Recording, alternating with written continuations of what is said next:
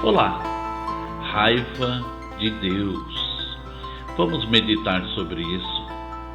Um pastor americano recebeu uma carta de um jovem que estava preso em uma cadeia em um dos estados do sul dos Estados Unidos.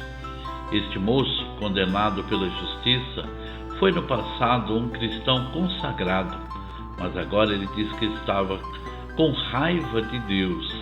Eis as suas palavras: estou enfiado em um buraco no meio do inferno e creio que Deus vai me deixar aqui. Houve uma época quando quis seguir a Cristo de todo o meu coração, mas havia um pecado que me oprimia, um pecado sexual. Eu tentava me arrepender, mas isso nunca deu certo. Eu lia a minha Bíblia, estudava e orava, mas não adiantava. O meu pecado sempre era quem comandava. E agora estou preso em uma cadeia e ficarei nela por muito tempo devido a esse pecado. Desisti da luta espiritual, parece que não adianta se esforçar. Deus livrou-me das drogas e do álcool quando eu era um recém-convertido. Mas por que Ele não me livrou desse pecado sexual? Todas as páginas da carta deste jovem eram cheias de amarguras contra Deus.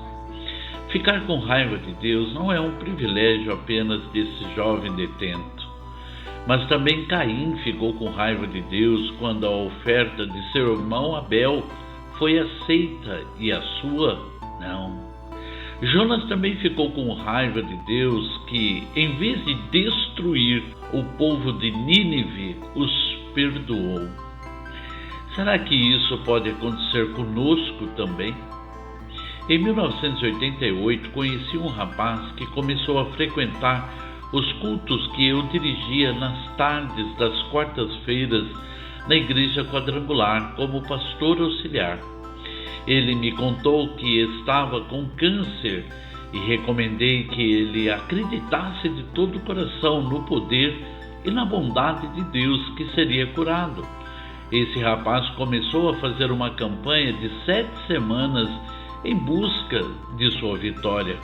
Eu tinha certeza de que ele seria curado, pois quando eu fui para a igreja por um convite que recebi e diante de muitos problemas, a pessoa que me convidou me disse: creia de todo o seu coração e Deus te responderá. No meio da minha campanha, conheci uma moça que estava com câncer e desenganada pelos médicos, e nesse período foi milagrosamente curada. Deus a curou e Deus também me abençoou, e isso me dava certeza de que aquele rapaz também seria curado. Mas em pouco tempo ele faleceu. E eu fiquei profundamente chateado e revoltado com Deus e perguntava: por que o Senhor não o curou?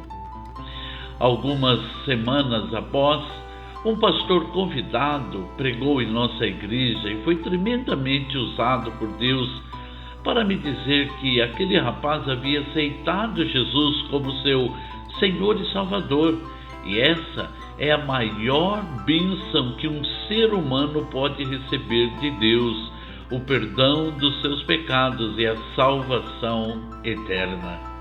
Para aqueles que talvez por algum motivo estejam com raiva ou tristes com Deus, há 2 coisas importantes que precisamos saber.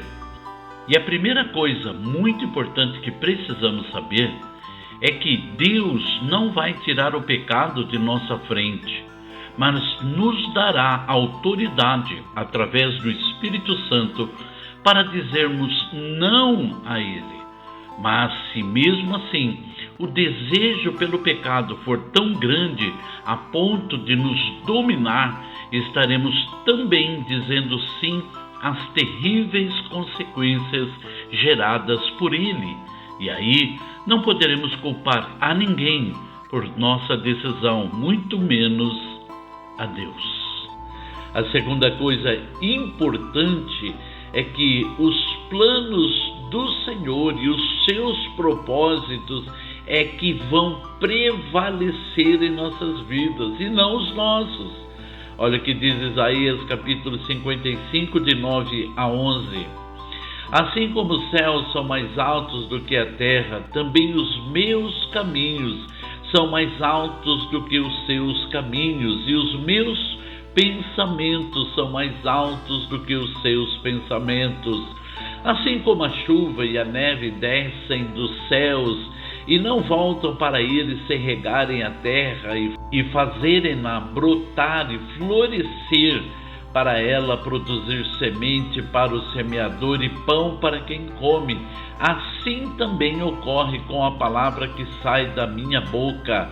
Ela não voltará para mim vazia, mas fará o que desejo e atingirá o propósito para qual a enviei. Glória a Deus.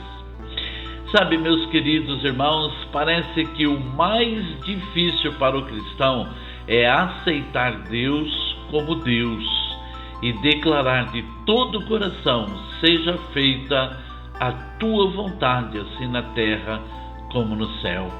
Quando conseguimos fazer isso, não ficaremos com raiva nem triste com Deus, em nome de Jesus. Oremos. Senhor nosso Deus, nos ajude, Pai amado. Tem muitas coisas que nós não sabemos, porque os seus caminhos são mais altos do que os nossos caminhos, e os seus pensamentos infinitamente mais altos do que os nossos pensamentos. Por isso, confiamos em Ti, que o seu plano é melhor do que o nosso. Assim pedimos que o Senhor nos ajude a cada dia, Pai amado, a sentarmos a sua vontade. Assim pedimos e agradecemos em nome do nosso Senhor Jesus Cristo. Amém. Você conhece aquele cântico que diz: que Deus fizer, Ele é Deus. Se não fizer, continua sendo Deus. Que Deus abençoe você, sua casa, sua vida, sua família, seu trabalho, em nome do Senhor Jesus Cristo. Da minha parte, um grande abraço a você. Amém?